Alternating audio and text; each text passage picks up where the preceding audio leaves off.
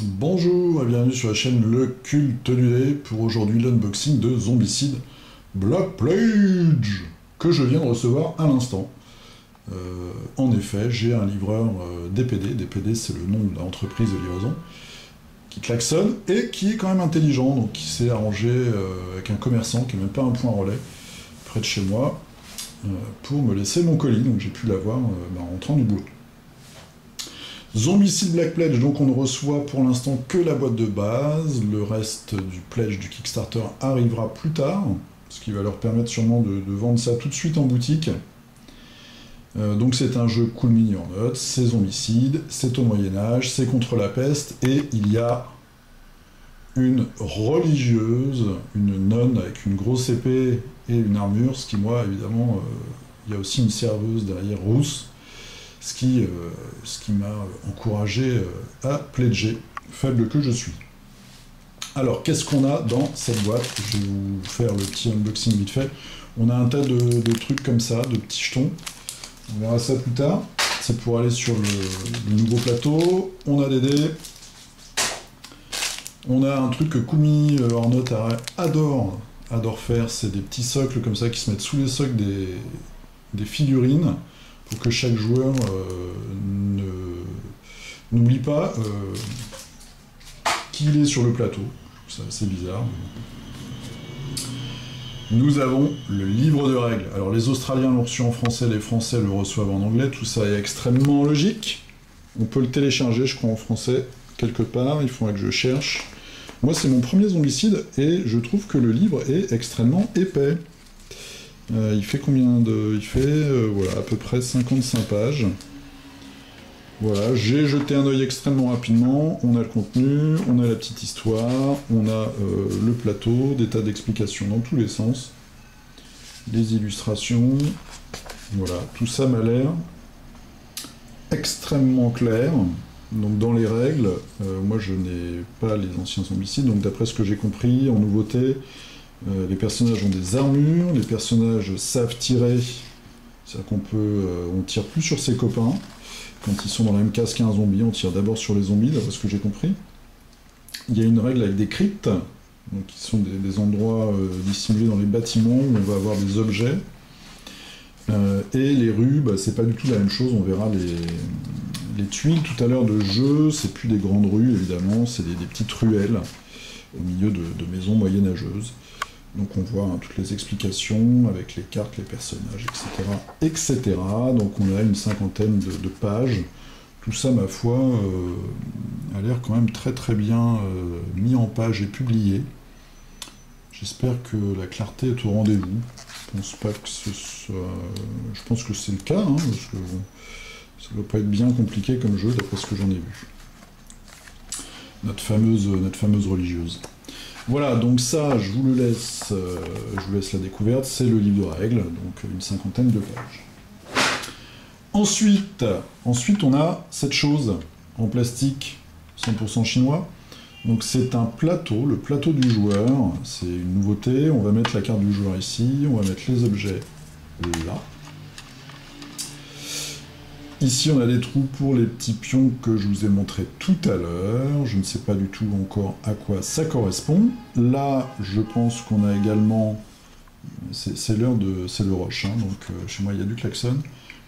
Ça correspond aux habilités, je pense, donc aux différents niveaux du personnage. Et ici, peut-être les points de dégâts. Je vous dis ça, je suis pas sûr. Voilà. Et là, le fameux chronomètre... on va dire, le compte à rebours de niveau des personnages. Donc on en a 6 comme ça, des plateaux. Et maintenant, je vais passer aux cartes. Donc c'est vraiment... c'est du plastoc. Hein. Voilà. Mais bon. Ça m'a l'air bien pratique. Ensuite, on a alors les cartes des personnages. Voilà. Si on prend par exemple Baldric le magicien qui tient une épée. Je dis pas de bêtises, hein. Oui, c'est un magicien, c'est un spellcaster. Donc ça, je pense que c'est ses différents niveaux. Toujours un petit rat. Voilà. Donc on a le guerrier, Clovis, le nain, tronche, la serveuse énervée, l'elfe et la nonne. Voilà, ça c'est nos personnages dans la boîte de base. Ensuite, on a un énorme deck, une grosse pile d'objets. Donc on a tout un tas d'objets. Les bleus, je pense, c'est les objets de départ. Ah non, il y a aussi des embouches. Alors ça, je ne sais pas. Oui, c'est quand on tire, je pense, des objets, on est surpris. On a des pommes, c'est toujours important, les pommes. J'essaye d'arrêter de fumer et je mange des pommes. C'est très bien. Et des armes. Alors, d'après ce que j'ai vu sur les forums, vite fait, effectivement, les objets, il y a beaucoup d'armes un peu pourries, qui sont pas forcément plus balèzes que les armes de départ.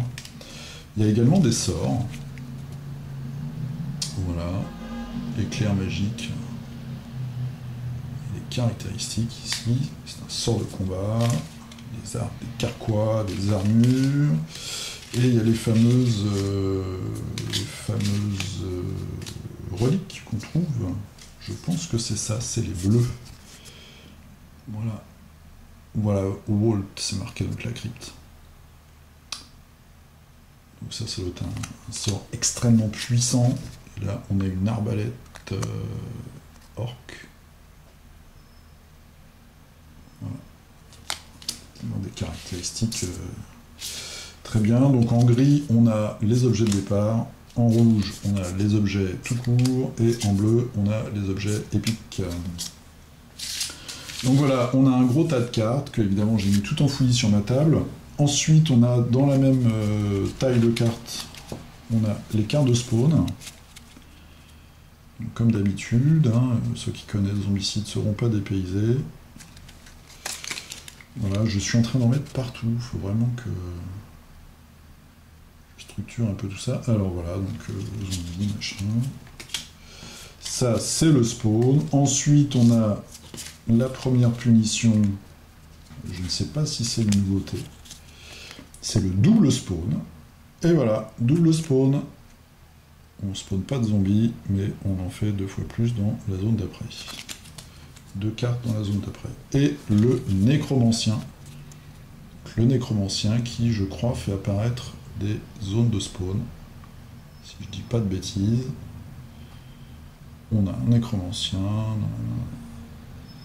En plus, on peut en avoir plusieurs. Alors, on n'a qu'une figurine de nécromancien, si je dis pas de bêtises. Les tuiles, et puis on finira par les figurines. Alors, on a 2 tuiles de jetons, qui sont bien, regardez, voilà, l'épaisseur par rapport à mon doigt. J'ai vu sur internet, encore une fois, qu'il y avait des gens qui avaient des problèmes avec les tuiles de ville, qui avaient les coins qui rebiquaient au bout d'un moment. Alors, je sais pas, je vais voir ça. Moi, ça m'a l'air assez solide pour l'instant. Voilà, ça c'est le dos, avec les portes qui sont cassées. La bile de dragon, enflammée ici, les trappes qui sont ouvertes. Donc, tuiles de jetons, on en a 2. Elles sont très chouettes, je trouve. Et alors, les tuiles tout court, elles sont un tout petit peu plus dures d'ailleurs. C'est normal, elles n'ont pas été découpées. Elles sont quand même assez épaisses. Et franchement, je trouve que les illustrations sont bien. Je m'attendais à quelque chose de moins lisible. Il y a un petit côté cartoon, mais ça va, je trouve. Et je voulais juger par vous-même. C'est bien foutu, ma foi. Voilà, petits effets de lumière. Et alors, des tuiles comme ça, on a combien? On a un certain nombre. Voilà, je vais vous laisser un suspense. Bon, la vérité, c'est que je ne les ai pas comptés. Voilà. Ça, c'est un bâtiment avec un lit. Voilà, des fruits. Elles sont quand même elles sont sympas, elles sont assez lumineuses, c'est assez contrasté, vous voyez, entre l'intérieur et l'extérieur. Donc des petites portions de rue, les pavés sont bien dessinés. Ici, une forge. Moi, je vois pas trop comment ça peut rebiquer d'ailleurs. Enfin, là, je sais pas, je trouve ça. Ou alors dans un environnement. Si elles ont pris l'humidité, peut-être, mais les miennes ont l'air bien. Là, on est chez un croque-mort. Voilà, donc ma foi, je suis heureusement surpris par les tuiles. On a une boulangerie, donc c'est sympa parce que chaque endroit a sa petite personnalité. C'est très varié. C'est très varié tout ça.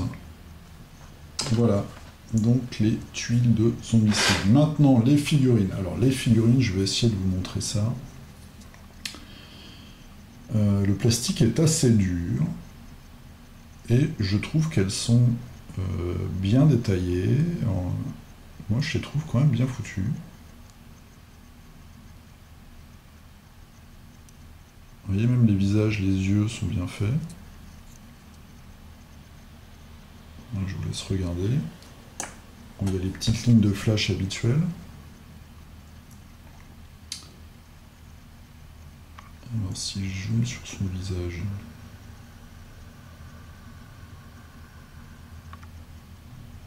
Bon, c'est... Tu fais le point ou pas? Voilà. C'est pas tip top, mais quand même c'est bien, non?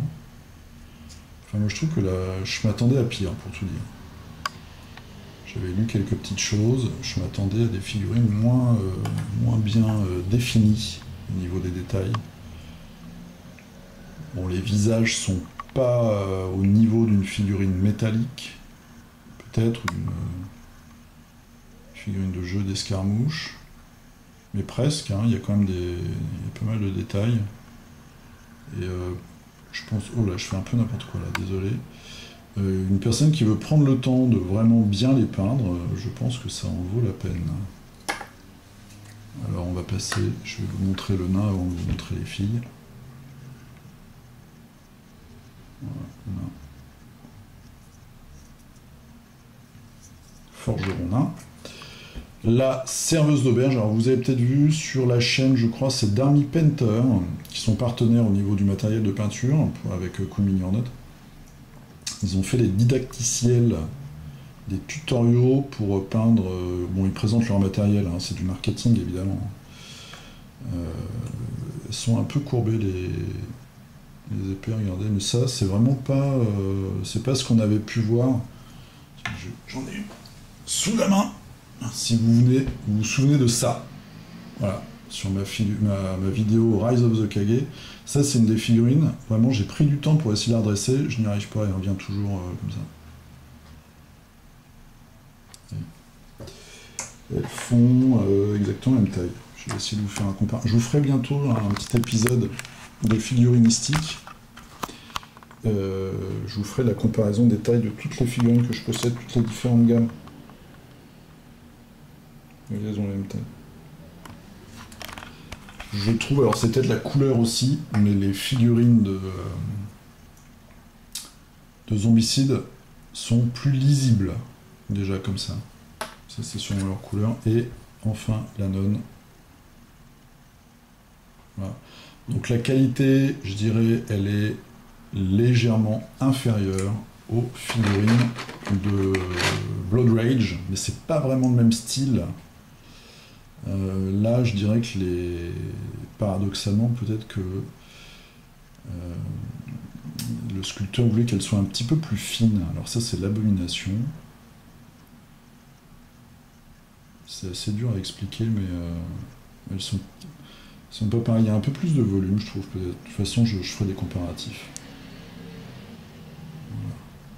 Voilà. L'abomination, le nécromancien, donc notre nouveau copain.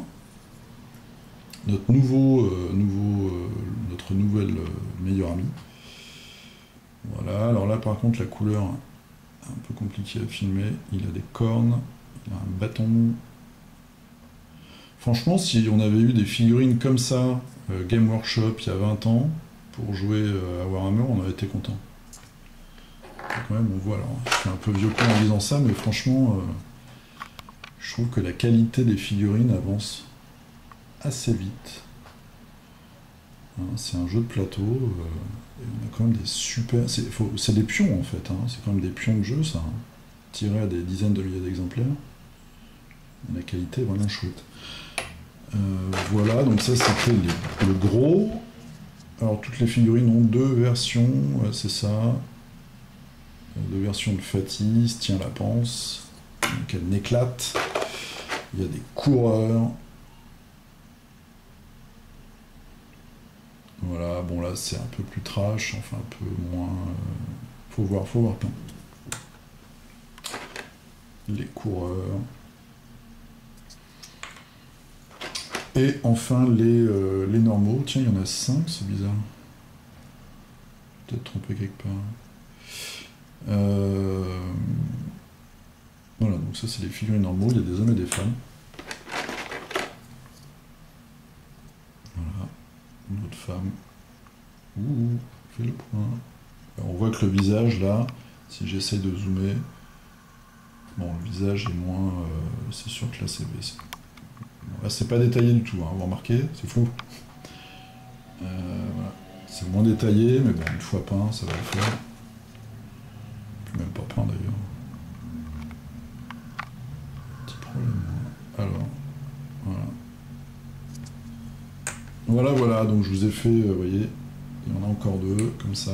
Et puis après, on a une caisse de figurines, il y a encore un étage qui est rempli de zombies. Voilà, donc c'était un rapide unboxing, là, 15 minutes, pour vous montrer un petit peu, pour vous dire que ça arrive, donc on s'inquiète pas trop, ça va arriver cette semaine, on va tous l'avoir, on va pouvoir jouer pour les fêtes, et le reste, il y a en effet une feuille, hop là, qui arrive avec, qui nous explique qu'on va avoir le reste de notre commande bientôt, avec tous nos stretch goals et nos add-ons. Et notamment des boîtes de héros spéciaux faits par des graphistes. Voilà, bah, j'espère que pour ceux qui attendent, ça vous a rassuré, et puis pour les autres, ça vous a montré un peu le matériel. Je suis vraiment agréablement surpris par les tuiles. Je vais le redire, mais elles sont très diversifiées. Il y a toutes les petites... voilà, il y a la boulangerie, croque-mort, la salle de torture, l'église, etc. Merci les voisins. Bah, c'est pas mal. C'est pas mal du tout, reste à jouer et à voir si le jeu en vaut la chandelle. Je vous souhaite un très bon Noël, parce que ma prochaine vidéo ce sera entre Noël et le Nouvel An, je pense. Un très très bon Noël. Je vous remercie tous pour tous ceux qui sont abonnés, qui ont regardé, qui ont liké, qui ont fait tous ces trucs du monde moderne. En tout cas, ça me fait très plaisir. Merci beaucoup pour les commentaires. Je réponds aux questions, mais quand c'est juste pour me dire que c'est pas mal, bah, ça me fait vraiment plaisir. Donc je voulais vous dire merci, je vous souhaite d'excellentes fêtes, et je vous dis à bientôt. Salut!